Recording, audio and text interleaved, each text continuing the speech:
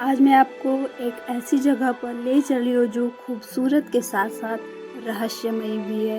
यहाँ की धरती अपने आप में सैकड़ों रहस्य दबाए हुए सुंदर फूल, यहाँ पे सैकड़ों तरीके के औषधि गुण रखने वाले पौधे लगे हुए हैं।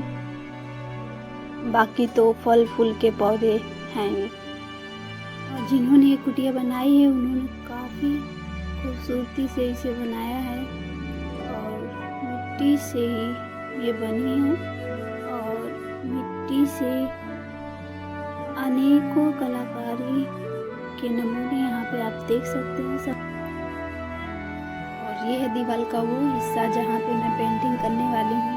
तो पेंटिंग करने से पहले मैं चॉक से यहाँ पे हल्की सी आउटलाइंस बना लूँगी।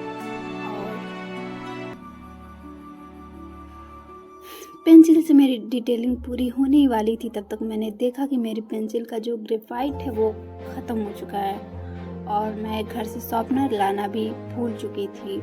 तो मैंने सोचा कि अब क्या किया जाए। थोड़ी देर इधर उधर देखने के बाद मुझे पुरानी ब्लेड दिखी। फिर मैंने सोचा मुझे इसी से काम चलाना पड़ेगा। तो आप लोग बताएं कि ये जो आउटलाइन मैंने बनाई है इसका डिज़ाइन आप लोग को कैसा लग रहा है।